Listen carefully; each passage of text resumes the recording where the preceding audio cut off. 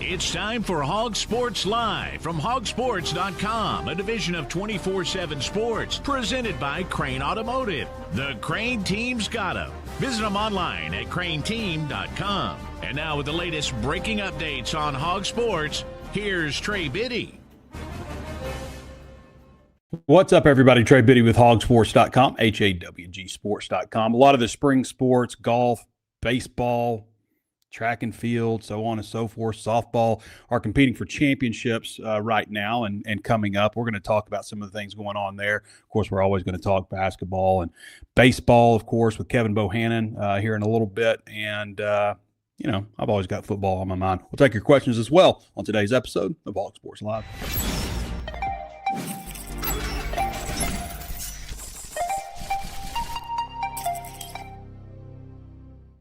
The Crain Automotive Team knows stretching your dollar is important. With prices at the pump, interest rates, and everything else, we focus on making your life more affordable by offering vehicles with the highest rated fuel economy and safety features, plus a large selection of crossover and hybrid vehicles. We make it easy to get on the road with a vehicle that won't break the bank. We have a vehicle for every lifestyle and every budget. Come get one at one of our 17 statewide locations or visit crainteam.com today. HawgSports Live is driven by the Crain Automotive Team.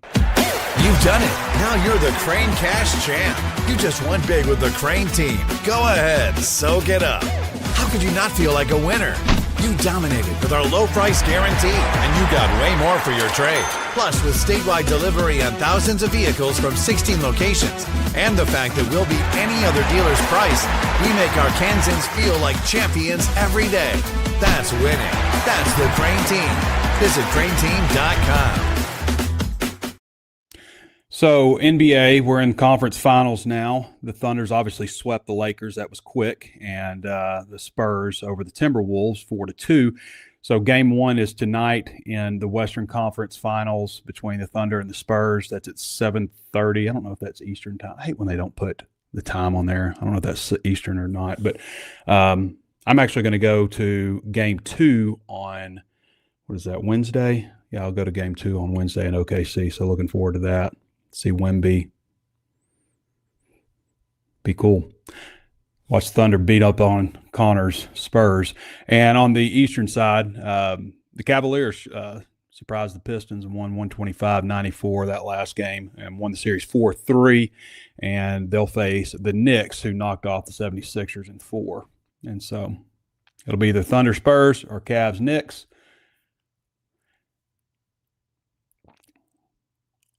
Aaron Robb won the PGA at Aronimink. We do this player pool. I think there's like 45 entries or something. And this time when I did the player pool, I was like, hey, what golfers, would play well at this golf course? And I asked Grok, and Grok was like, well, you need really good iron strikers and all this kind of stuff. Anyway, I finished second. I had Ludwig Aberg, Xander Schauffele, Chris Gotterup, Matt Fitzpatrick, and Scotty Scheffler on my team. And we finished second out of 45, thanks to Grok, which I use. Grok and I have a relationship. Like, he's my smartest friend. Like, ever since about November, that last update, it's got, if I need something, then I turn to Grok a lot. So golf right now, Arkansas at last check is in 6th place. This is at Corvallis. The Corvallis Regional started this morning, hosted by Oregon State, and Arkansas was in 3rd last I saw. I think they take the top 5 teams. So there's 54 holes. It's not just one day. So there's a lot to go on. John Daly is tied for 3rd right now. Last I looked, he was 2nd, but he's tied.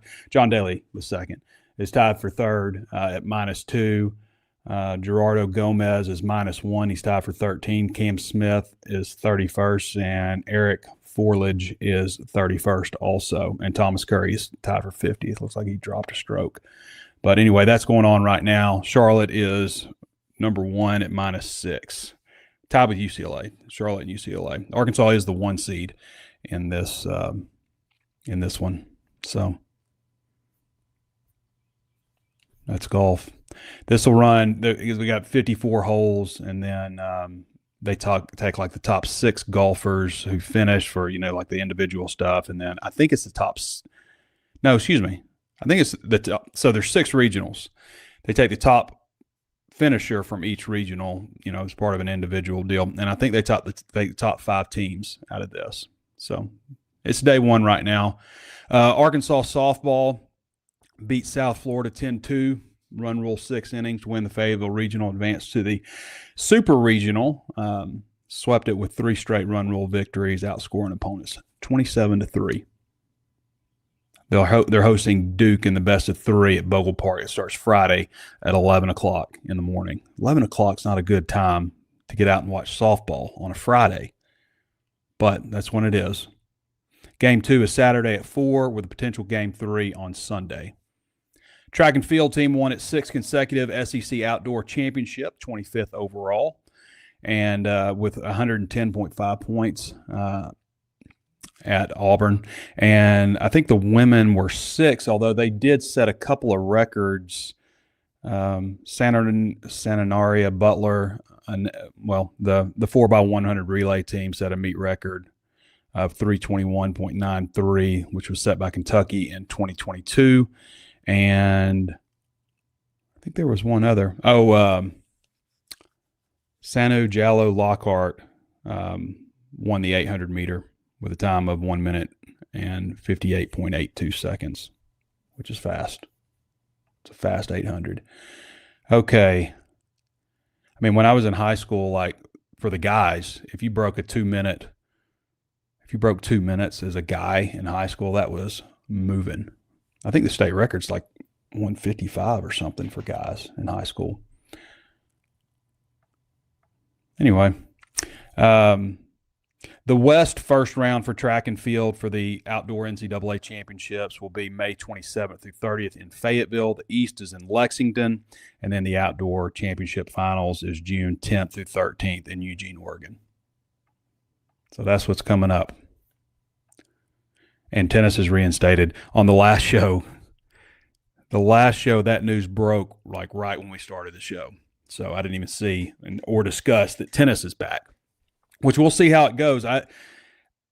It's not a great look, in my opinion, for, to announce 3 weeks ago that they're disbanding tennis, and then to find, and largely it's a sport that needs fundraising. It costs $2.5 million a year. And then later, through grassroots efforts, to have it brought back, it's not a great look. But we'll see how that continues. And hopefully tennis can continue. I mean, like when we talk about student athletes and stuff, those are the kind of people that are the student athletes now. I mean, everybody else is basically a professional, it seems, but like teams like tennis and swimming and diving and that kind of stuff, those are the real student athletes these days, it seems.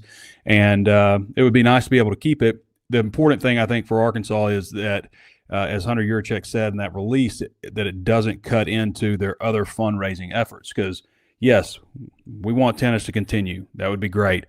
But you all know, every single one of you would trade all the wins that tennis has, every victory, for just one more SEC win in football. You would. So it's important that it doesn't cut into any of their other efforts, because Arkansas has to,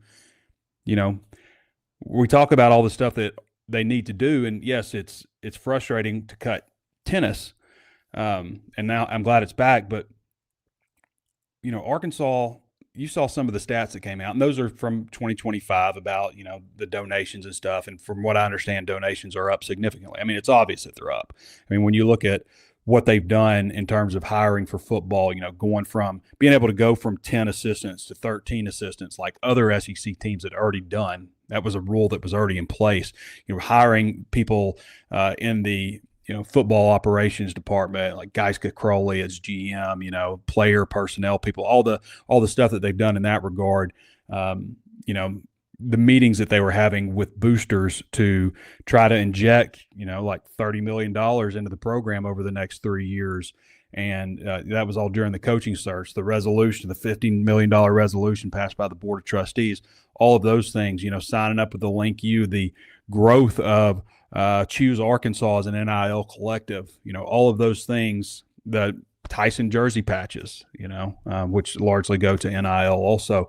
All of those things, it's become more obvious that Arkansas is working with better resources. And we saw it with the transfer portal too.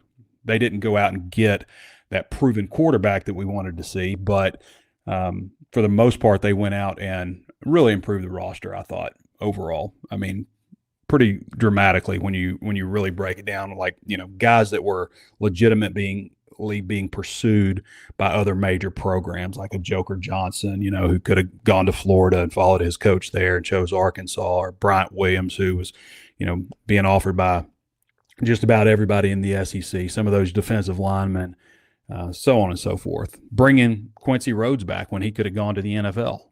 Quincy could have been drafted.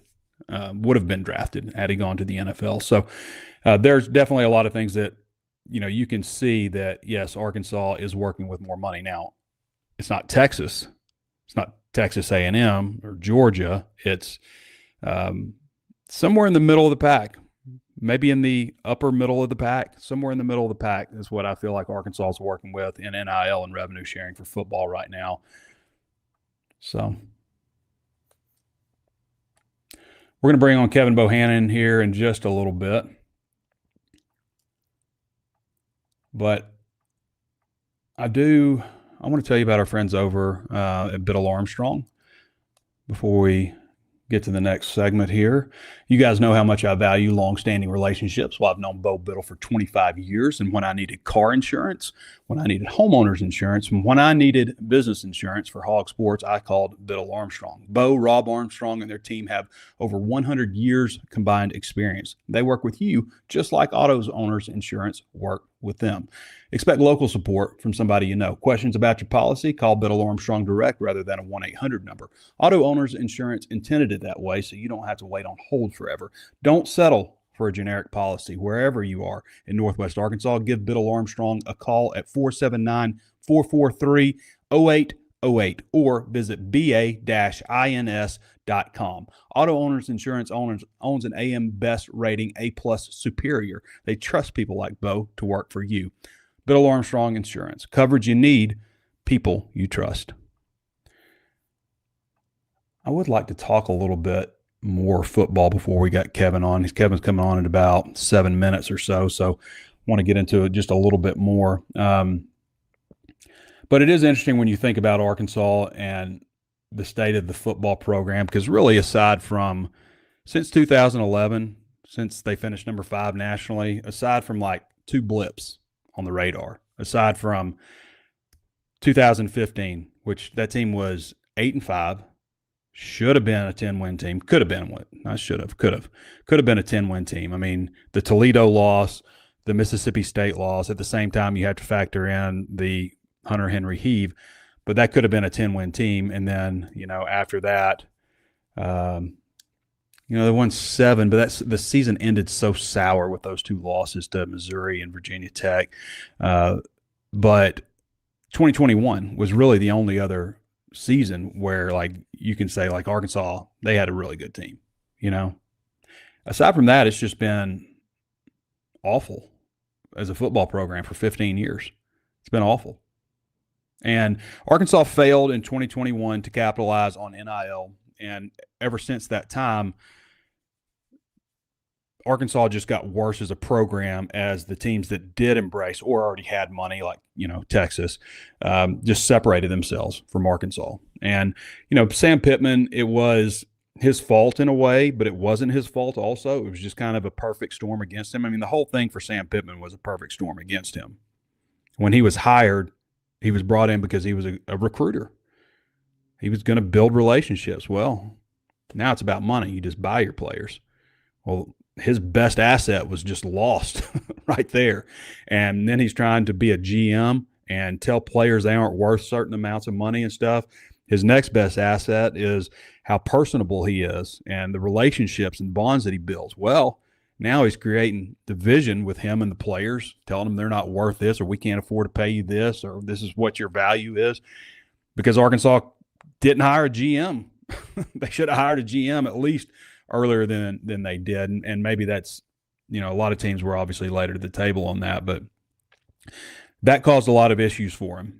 We start hearing about locker room and, players, not getting paid and all kinds of stuff that we were hearing with all the NIL. 2 failed NIL, one Arkansas and Arkansas Edge, 2 failed NIL collectives. The Link U actually looks like it's working, in terms of what they're trying to get out of it, not just donations, but other marketing opportunities and stuff like that. And I think some of that stuff's coming down the road too that you'll see.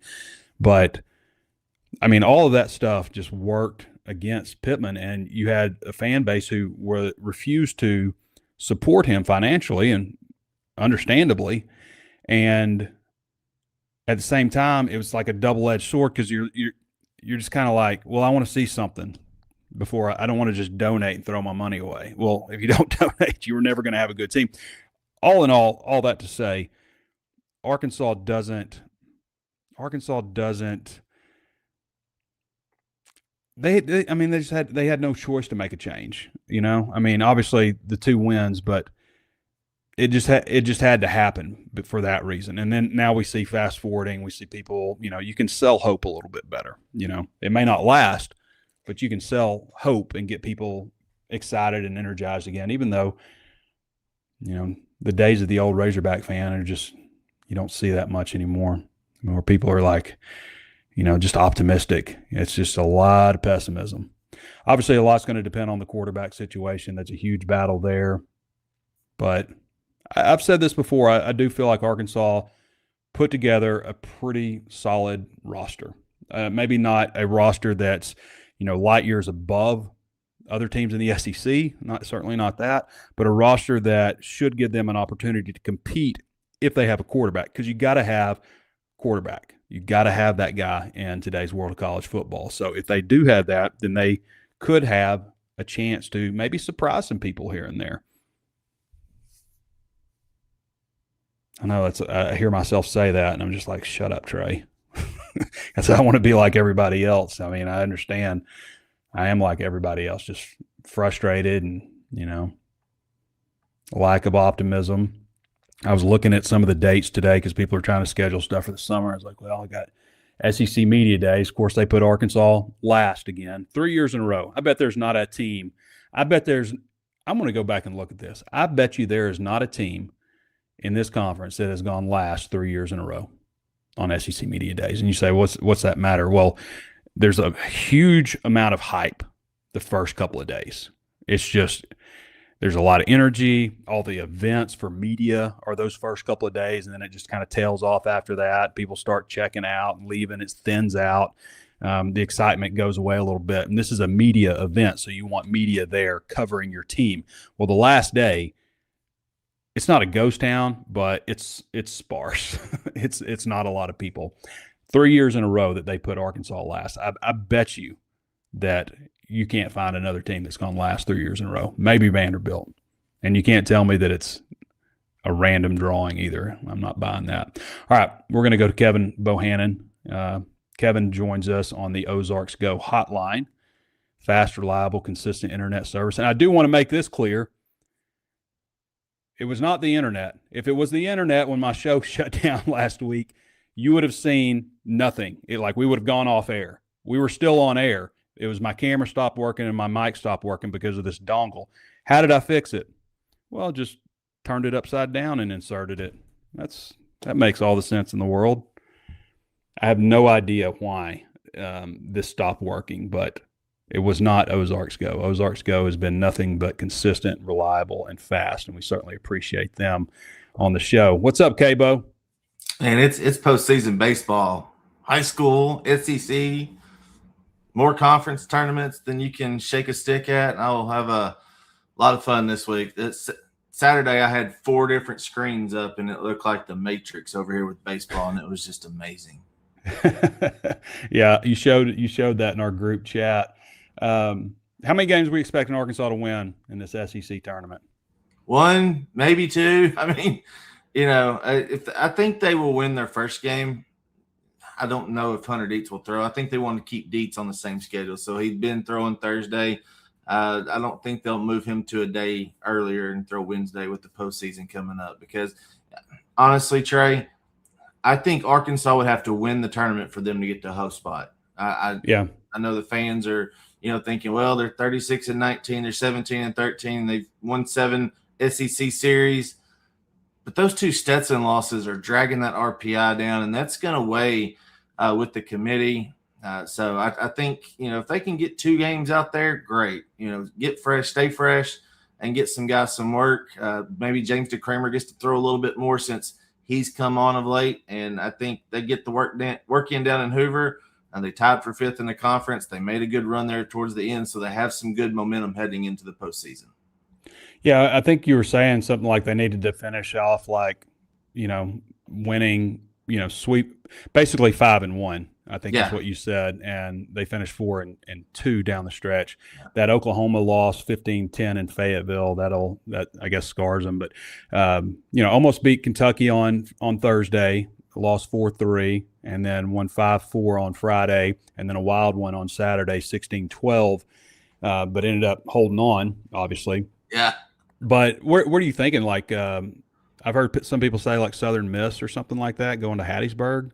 Yeah, that would be preferable, because I don't think you should ship Arkansas out to the left coast and let them play against 3 teams from out there, meaning USC, Arizona State, San Diego State. I've seen a couple different scenarios to where they go out and they play 3 teams from California. I don't think that's very fair or equitable, if you want to say. So, Tallahassee may be a possibility, going to Florida State. Nebraska's come back into the hosting conversation. And then Kansas winning the Big 12 regular season. They're, 14, 15, maybe 16 seed. Then I've seen them at Corvallis. So I think they will match up against a 12 or higher seed, or 12 or lower seed. So anything from 12 to 16, I think that's where they land at. And it will be about matchups in the postseason. Look, Arkansas has, an Achilles heel when it comes to game 3s this season. So if they can get the first 2 games, I think they'll be okay. If you're looking for fast, reliable, consistent internet service, be sure to check out our friends at Ozarks Go, 479-684-4900, or go to ozarksgo.net/hawg, HAWG. What about James DeCramer, his emergence in the bullpen? And it's been a pleasant surprise, and I wrote about it last week after the Oklahoma loss, and I said, look, if there's one thing that was good that came out of this loss, it was that James DeCramer's back on the mound and spinning it the way that I thought he could coming into the season. When he came into the season, 94, 97, had a really good slider. Now he's able to show that, and he got over the calf injury. That thing just kind of was just nagging him for over a month. And to see him back out there and being able to come back twice in a weekend, he got the save on Saturday. That was his first save as a Razorback. So that was really big for him, because that adds an arm to the bullpen, especially if you got Gackle that's going to be starting. He's going to be a starter from now on. He showed that at Kentucky, and that he should be the second starter. He's the one that's pitched most consistent out of the ones that have been up and down all season. So they need another really good right-hand arm out of the bullpen, because right now you're looking at 8 pitchers that they can rely on and go out there and say, hey, please get outs. Please, for the love of Jesus, get outs. That's all we need. And that DeCramer adds that ability to, he could start, because he's done it in his career. He did it earlier in the season. So if they get to a game 4 or game 5 situation, whether it be at a regional, or if they make it to Omaha and they get to a deep situation where they need a starter, they've got Tate McGuire now. Now they got James DeCramer that could possibly be that 4th starter, or a guy that could go 3 innings out of the bullpen. Arkansas is the 7th seed, so you've got games tomorrow. Yep. And Arkansas is going to play the winner of the 10 versus 15 game. South Carolina is the 15 seed, 10 is Tennessee. This is at 4:30 p.m. Central Time, and Arkansas's game is going to be at approximately 4:30 Central Time on Wednesday.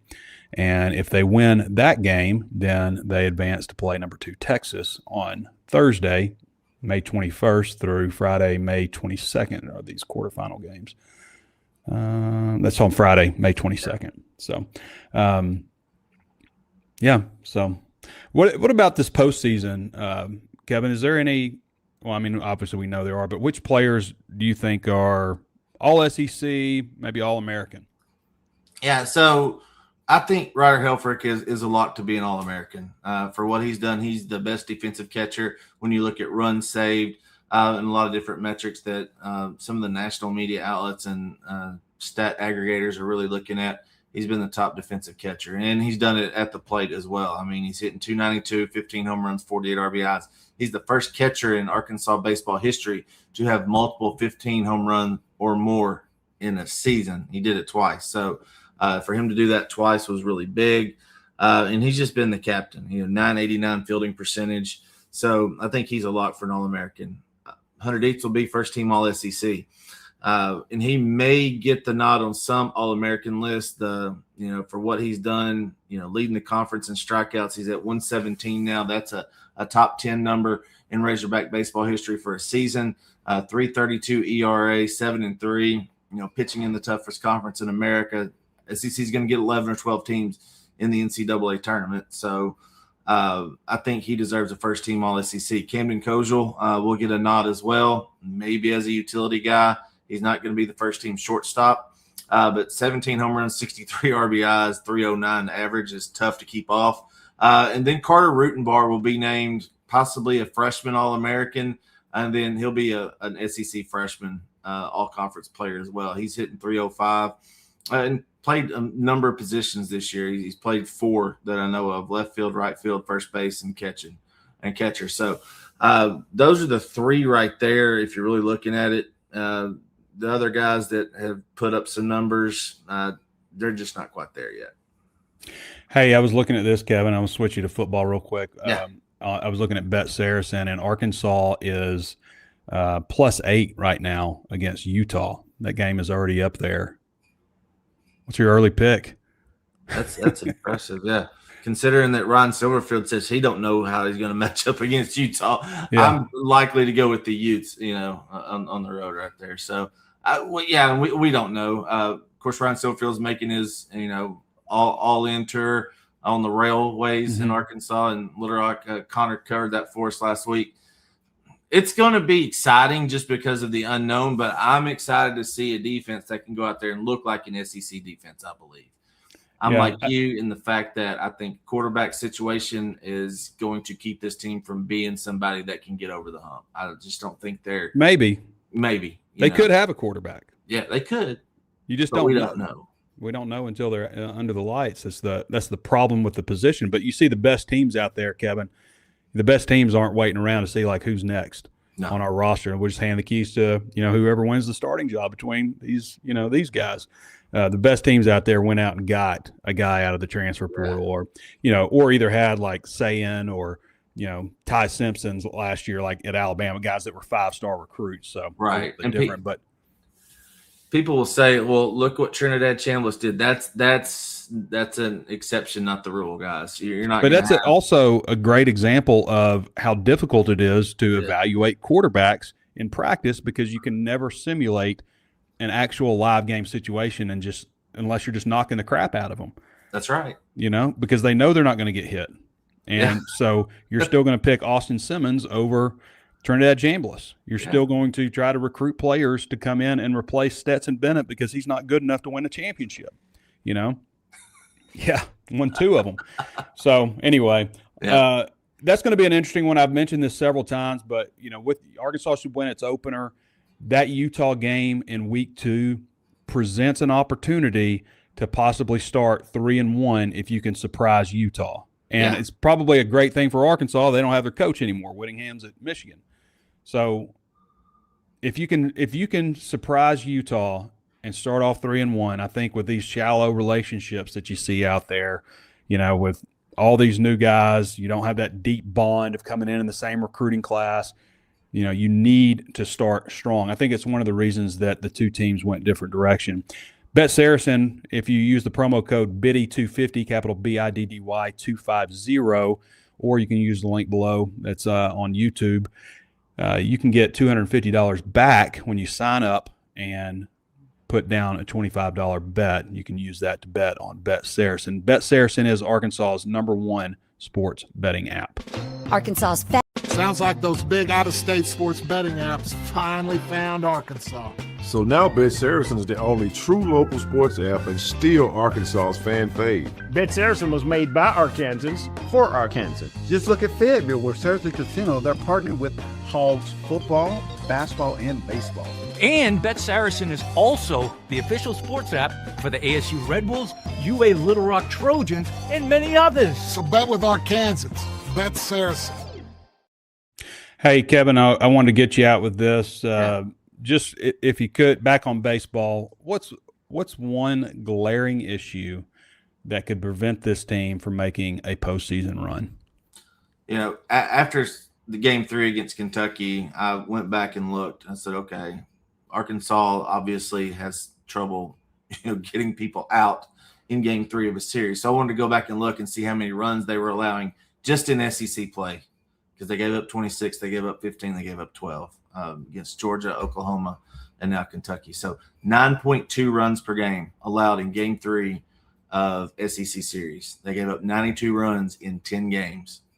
So that to me says you don't have a deep pitching staff at all. You got guys that run out there and you're just hoping that they can get you out. So that's the thing that keeps me from saying, okay, this team can really make a run. Now, is the potential there for some of these guys to figure it out? Absolutely. But they're going to go 100 eats number 1 in their opener against whatever number 3 seed they get. Then they're going to have to throw Gabe Gackle in game 2. If they win those 2 games, somebody's going to have to beat them twice.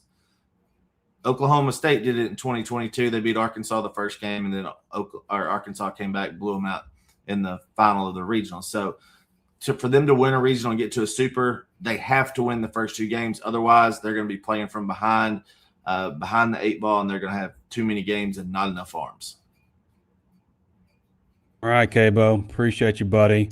I was reading some of the comments in here, and one of the guys was like, come on, Trey. Here it is. Come on, Trey. Baseball starts the SEC tournament, and softball team is super regional at home, and you're talking about football. I love you, but let's stick with about the teams that are active. I was just waiting. Everything has a segment. I got to bring in Cabo to talk baseball. I'm not going to help you much on baseball. So softball, congratulations. They ruled everybody. First time in school history. Now they get to host another super regional. I'm hoping they get to OKC this year. That Coach Stiefel, that program deserves it. If anybody does, they do. I hate that they put it on 11 a.m. on a Friday. Of course. Like, ridiculous. So you're just going to, I don't know. You got to take off work. Yeah. I guess the kids are out of school. They got to do something. Send them softball. All right, Cabo. Appreciate you, buddy. Thanks, buddy. All right, everybody. That's Kevin Bohannon. Follow him. Follow him at Cabo Baseball Guru on X. All right, let's check out some of our questions now. Okay, this is from Vintage Soul Radio. It says, straight up, Trey, do you think Silverfield can turn this program around? What does your gut tell you? And don't hold back and don't be wishy-washy. Okay, all right. Am I usually wishy-washy? So I think he's got as good a chance to turn this program around as Alex Golish or John Sumrall or whatever. It's just, it depends on the resources. It really does. Like, you have to have the resources. But from what I see from his structure, his organization, his activity level, I like all of those things. Okay. So that's one thing where it starts. I hear people say stuff like Chad Morris 2.0. The thing with Chad Morris was he would walk around that building saying, measure twice and cut once, and, had all these little sayings and stuff. And he didn't live up to the same saying. Like, he didn't, he wasn't always just like on time or showing up or, doing all the things that you have to do. John Pelfrey was a lot like that. Pelfrey would say a lot of great things, and on game day wanted to win more than anybody in the building, but it's the things that you do leading up to that. So I do see that stuff from Silverfield. My question for this team has been what it always is, and that is, do they have a quarterback? And unfortunately, we are just not going to know that. And Rick Schaefer accused me of hedging what I was saying and being able to put everything on the quarterback if things don't work out, because I have said I think that they put together a pretty decent roster. I think they put together a roster that they can win with if they win in the certain categories that they got to win. and that's penalties, turnovers, special teams. You got to win those categories if you're Arkansas, because you're going to be facing teams that are equally as talented or more talented than you are. So you have to win in those categories, or you're just not going to have success. And you have to have a quarterback. That's the bottom line. Yes, I think that he has as good a chance to win with the resources he has as Alex Golesh, who was probably getting the job before things fell through with Florida and Kiffin, and he went to LSU, and then Florida turned their attention to Golesh, and so on and so forth. So I don't mean to be wishy-washy, but the answer is if you don't have a quarterback, you're just not going to have a good team. So does Arkansas have one? And it's not just straight up about coaching. It's about sometimes you just don't. It's just a hard position to know. Most of the great quarterbacks don't generally come like straight from the same program over and over again, unless they transferred in there because they were having success somewhere else. Okay. I hope that you were, this is Leroy Dumas. I hope you were satisfied with the baseball talk and our fairly limited coverage of softball. But Vintage Soul Radio says he'd rather talk football because this is a football state still. Like, football is what generates the most revenue. Yes, Arkansas is more successful in basketball and baseball. Baseball still loses $3 million a year. People keep watching football. I feel like people in this area continue watching football and watch other football games, you know, when it's not just Arkansas. They want to know what's going on in the SEC. They'll continue watching, you know, the playoffs and all that stuff. And I don't know that that's the same for baseball. I don't know, or maybe basketball to that degree. And that's one reason that football has such big TV contracts, because people watch more. Sophomore run rule to every game. Yes, I think they 27-3 or something.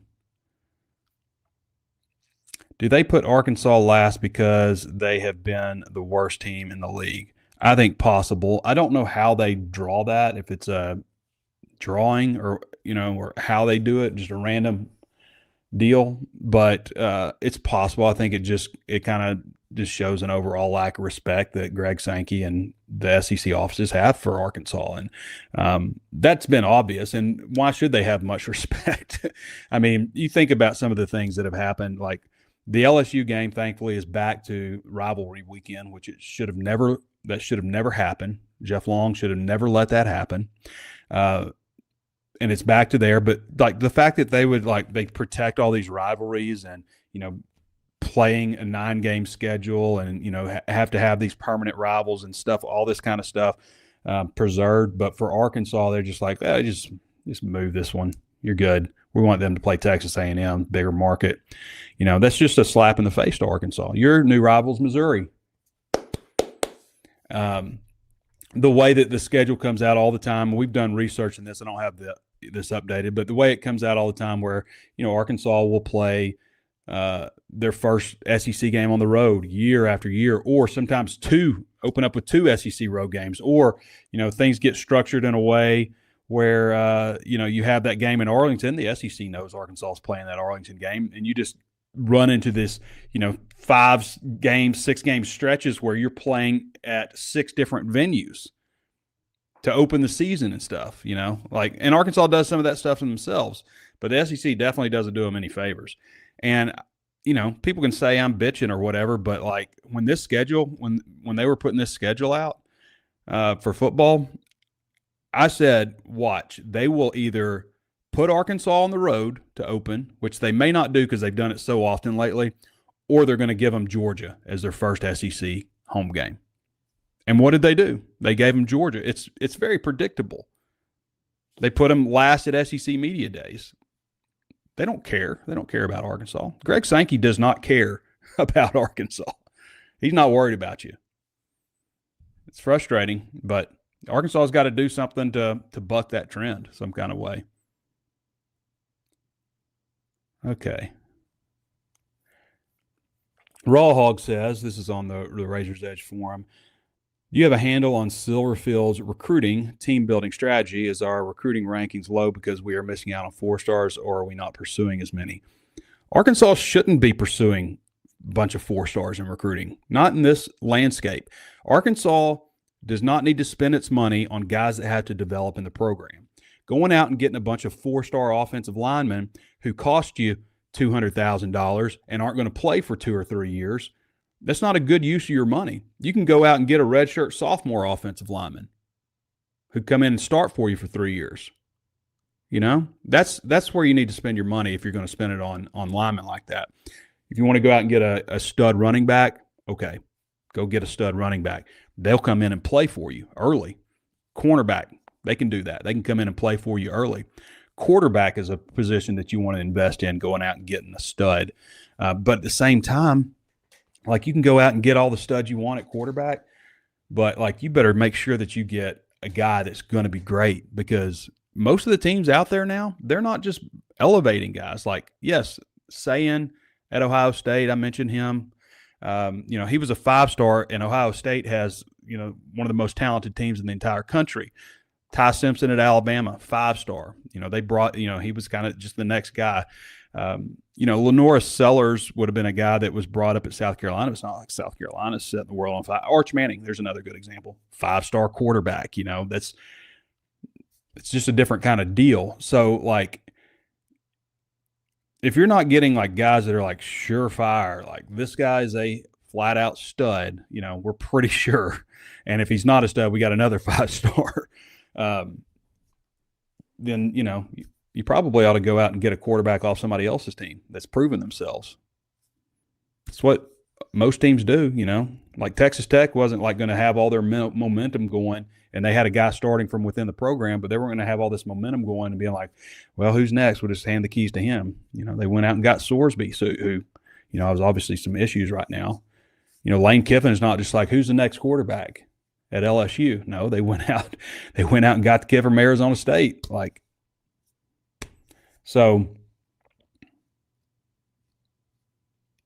yes, your strategy as a recruiter needs to be spending money on players in the transfer portal who can help you, but also, there are guys who are 3-star offensive linemen who can help you, who don't break the bank in terms of NIL, who you can develop in your program. You can obviously spend your money. Defensive linemen, those are rare players. So, yeah, I understand going out and getting high school defensive linemen.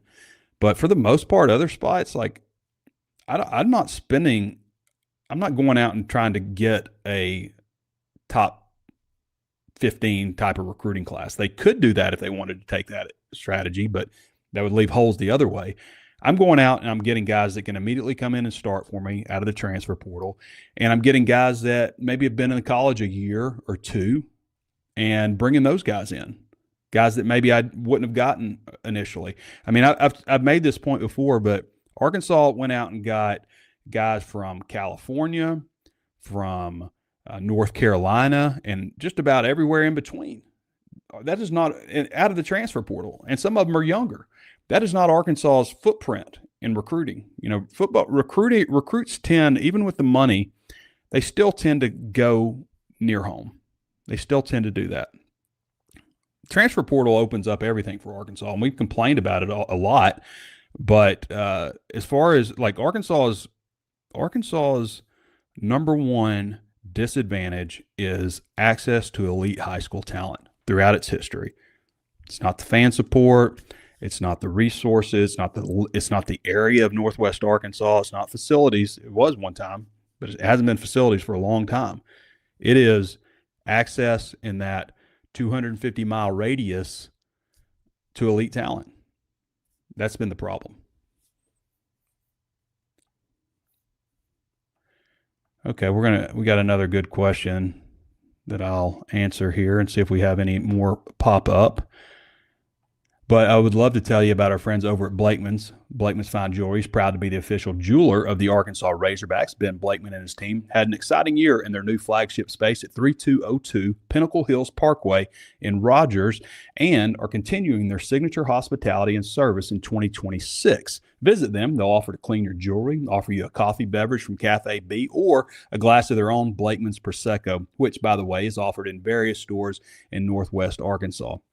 If you can't make it, did you know you could also shop them online at BlakemansFineJewelry.com? So, hey, great people over there, people that I trust, people who are Razorback fans. obviously the official jeweler of the Razorbacks, built on tradition since 1987. Blakeman's has been Northwest Arkansas's trusted destination for exceptional jewelry and personalized service. Again, visit them at 3202 Pinnacle Hills Parkway in Rogers at their new flagship location. Probably the best jewelry store in the entire region. Several states. Okay. We got any more comments? Comments. Banger intro. Appreciate that. I don't know what you mean, though. They put Arkansas last because, yeah. Okay, so last question here. Says, are you worried about, we got two more. Are you worried about the quarterback situation because what you've seen is so far is worrisome, or just worried about an unknown and it's just as likely to go be bad or good? It's the unknown more than anything. Now, I would have liked to have seen them like maybe do a little more. Like, first of all, I don't think A.J. Hill is the answer. Not right now. Maybe one day. But right now, I just feel like he's got to polish up a lot still. He's got to clean up a lot. I feel like it's a one-person quarterback competition, really, with KJ Jackson. And I guess I don't love that, first of all. But also, I wanted to see KJ, like, messing people up, like just dominating at times, just getting on a heater. And I didn't really see that as much. But, again, he played well in times when he was asked to last year, against Texas some, and played some against Missouri, obviously, and started that game. But to me, it's just the unknown.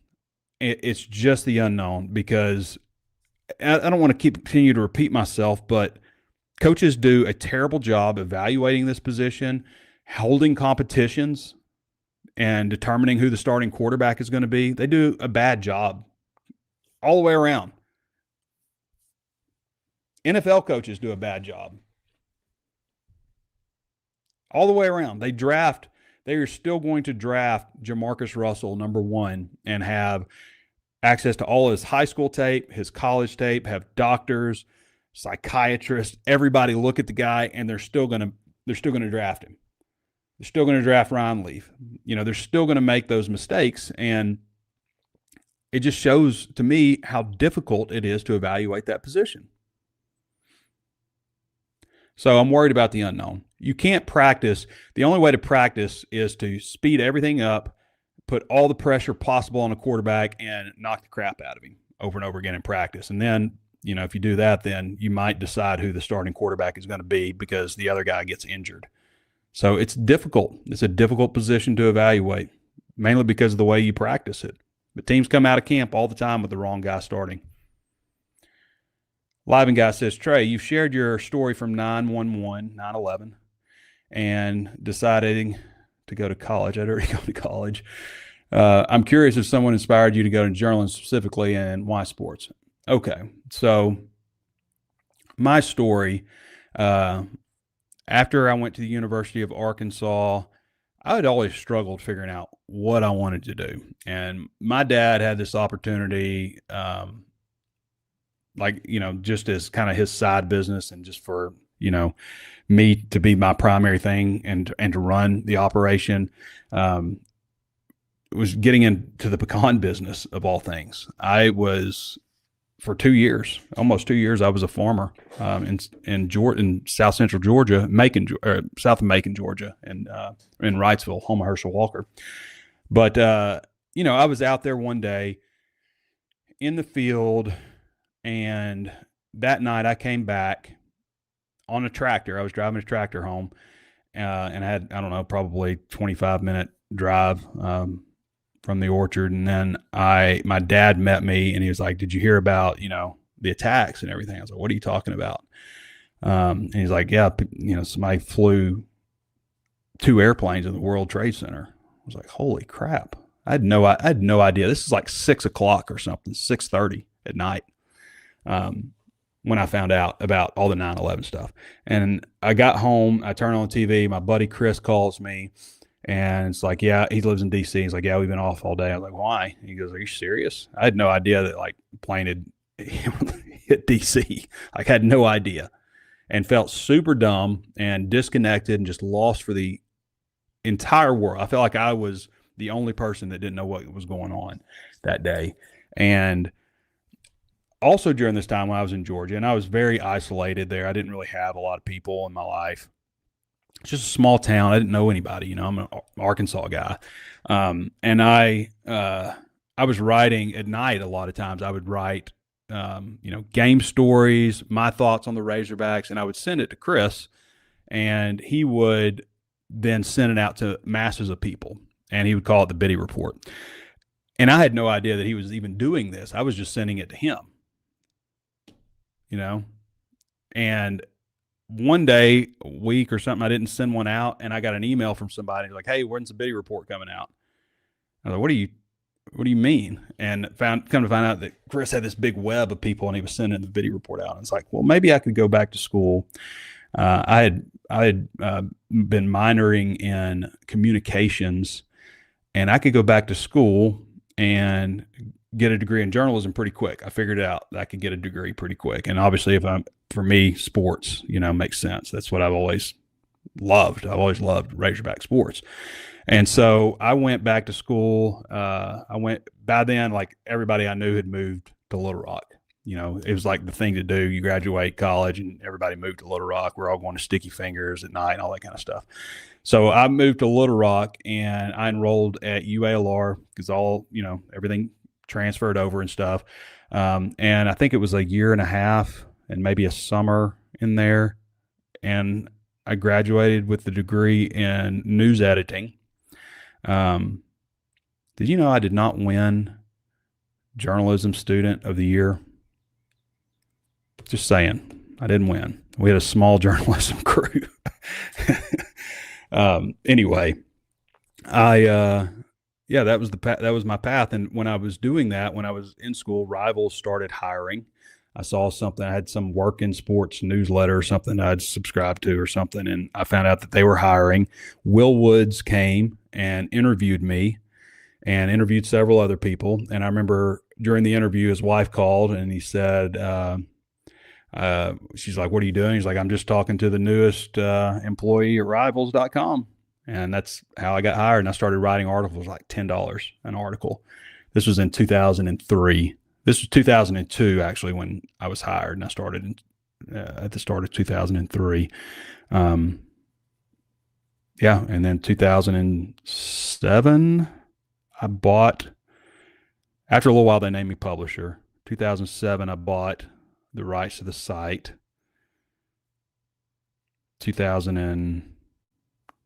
when did I move? 17. I moved to 24/7. Yeah, that's the story. That's what inspired me to go into journalism. All right, everybody. I feel like that was a show. We did talk baseball and softball.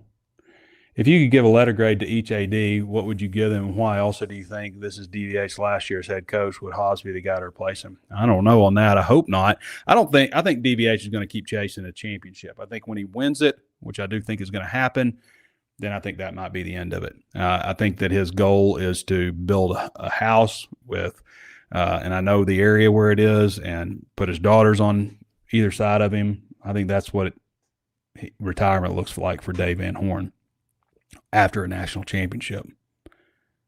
I mean, how old is Dave? It feels like he's been here forever. I remember when Norm was here. 65. He's still young, still sprite. But, you know, it's creeping up there, obviously. If you could give a letter grade to each AD, each one. Well, Frank Broyles, you have to give an A+ to, even though he didn't always ace the test. I mean, I've spoken several times about forcing a Houston Nut to hire Gus Malzahn was a terrible decision by Frank, and, you know, forcing all that Springdale 5 stuff at the end. But other than that, you know, overall, Frank Broyles was an outrageous athletic director. Jeff Long,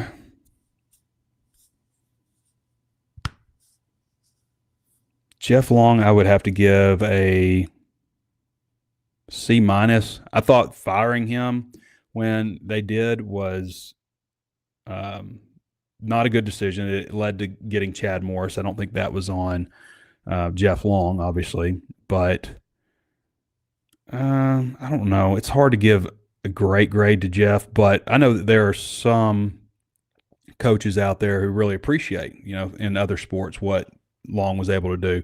Yurachek's a little more hampered that he's not able to help out all the sports. Like everybody wants football to be great, and that's where you got to put your resources, football and basketball, But Yurachek, it's hard to give him a great grade either right now. Calipari was a great hire, but you don't really look at Yurachek and say, oh, you're the one that made that happen. We all know John Tyson. He did hire Musselman, which was a great hire. Musselman was exactly what Arkansas needed at the time.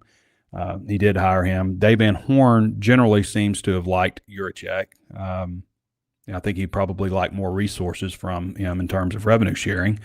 And I don't know if he could have. The results still would have been the same. Like, they won 2 games last year. Probably should have let Pittman go a year earlier. And maybe things are a little bit different here. Maybe you get a little earlier jump. So it's hard to give any of them a great grade aside from Frank, to be honest. And I was, I don't remember when Barnhill was AD. I wasn't alive then. All right. Appreciate that comment, Nicholson. Great show, Trey. Keep up the work and go Hogs. Any chance HawgSports would do something like Pate State's speaker series where y'all would interview HawgSports legends during the football, basketball news dead periods? I don't know. I've thought about doing something different like that, but at the same time, I've had some guests on here before. Like, usually it's, writers from other teams to help us preview upcoming football games and people that work for me at HawgSports. I don't know. Maybe I would be into doing something like that. I got to tell you, sometimes it's hard for me just doing 2 shows a week. I think, like, man, what are we going to talk about today? All right, everybody. Appreciate you joining me. Thanks to Kevin Bohannon for hopping on with us as well. Be sure to check out Crain Automotive, Bittle Armstrong, Blakeman's Fine Jewelry, Bet Saracen. Check out our friends at Back 9 Golf. And am I leaving somebody out? Ozarks Go, of course. Back 9 Golf, we might have something put together here, maybe a little bit of a special or something that we're working on to entice you to go check them out. They do free demos. You got to go check out the demo. It's a good setup. All right, everybody. Appreciate you joining me. This has been Trey Biddy with HawgSports.com. We'll catch you next time.